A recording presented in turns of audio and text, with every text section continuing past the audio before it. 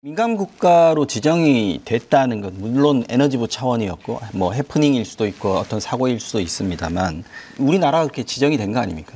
큰 일이 벌어진 건데 외교부가 2달 동안 이걸 모르고 있었다는 게 저는 훨씬 더 문제가 아닌가 싶은 생각이 들어요. 이게 아마 대통령 탄핵 상황, 뭐 공백 리더십 공백 부재 상황 이런 것과도 좀 연관이 있지 않겠습니까? 근데 사실은 이제 대통령이 없어서 외교부가 일을 안 하고 있다. 이것도 더 큰 문제 아니에요 지금.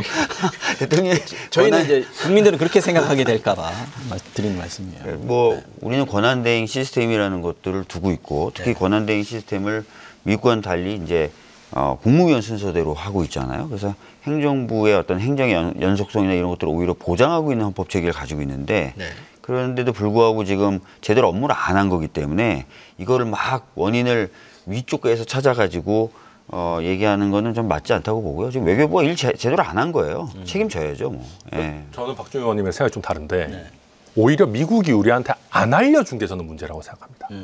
그러니까 무슨 얘기냐면 뭐 확인하고 이런 거 했을 수 있습니다. 근데 만약에 한미 관계가 정말 돈독하고 또 정상 간이든 아니면 외교부 고위 관계자들끼리 정말 활발하게 잘 진행되고 있다라고 하면 우방을 넘어서 동맹이잖아요.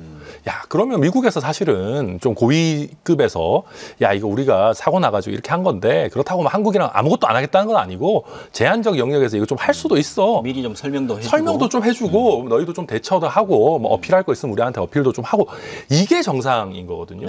그러니까 제가 왜 이런 걱정을 하냐면 최근에 미국 국방부 장관이 헤그세스가 일본을 거쳐 일본 한국 방문 일정이 있었어요.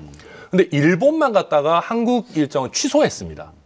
원래는 한국 와가지고 뭐 조선소도 가고 뭐 조선 이렇게 뭐 많이 같이 하려고 하잖아요. 막 이런 것들을 우리나라 국방부랑 뭐 5만 가지 다 협의해놨는데 일방적으로 캔슬했어요. 근데 이유는 얘기 하지 않지만 아마 우리가 추측하기로는 지금 권한대행 체제고 지금 한국 정부와 얘기해봐야 이게 과연 지속 가능하고 뭐 어떤 계속 연장선상에서 논의가 이루어지겠느냐. 지금의 한국 정부와는 별로 커뮤니케이션 할 필요가 없다. 이래서 패싱 당한 거 아닌가 싶거든요. 그래서 저는 이 문제도 어떤 면에서 우리 지금의 정부 구조가 약간 지속 가능하지 않을 수 있다 보니까 패싱 당한 거 아닌가. 저는 그 걱정을 해야 된다고 봅니다. 저는 뭐 일정 정도는 동의하면서 제 얘기를 좀 보충을 하면은 그러니까 외교부가 제대로 일을 안 했다는 제 표현은 사실 윤석열 정부 들어와서는 미국 중심의 외교 체제를 새로 짠 거지 않습니까? 가치 외교. 예, 가치 외교라는 표현을 통해서. 그런데도 실질적으로 이제 신뢰를 많이 못 얻었구나. 오히려 이런 것들이 증명된 거고요. 천하람 의원님 말씀을 빌어서라도. 그렇기 때문에 제대로 일을 안 한 거고 오히려 그런 부분에 대한 문제 제기는 있어야 된다. 이런 말씀 좀 보태겠습니다. 거기에 제가 좀 하나 더 보태면 공교롭게도 윤 대통령의 탄핵으로 인한 우리나라 이 권력 공백과 미국의 지도 교체, 미국의 정권 교체가 맞물렸기 때문에 이런 상황이 벌어졌다고 생각해요. 트럼프 행정부에서는 이거 몰랐다는 거예요. 바이든 행정부 말기에 거의 끝나갈 무렵에 이거를 그 민간 국가 리스트에 올렸기 때문에 몰랐다. 미국 현 국무부도 잘 몰랐다. 이렇게 얘기한 상황이니까 윤 대통령 관련한 뭐 지금 외교부에 막 탓을 하는 게 뭐 큰 의미가 있겠나 이렇게 생각합니다. 아니 근데 그동안 미국에 얼마나 치중을 하셨어요. 정권이 교체됐잖아요. 아니 바이든 때 한 거잖아요.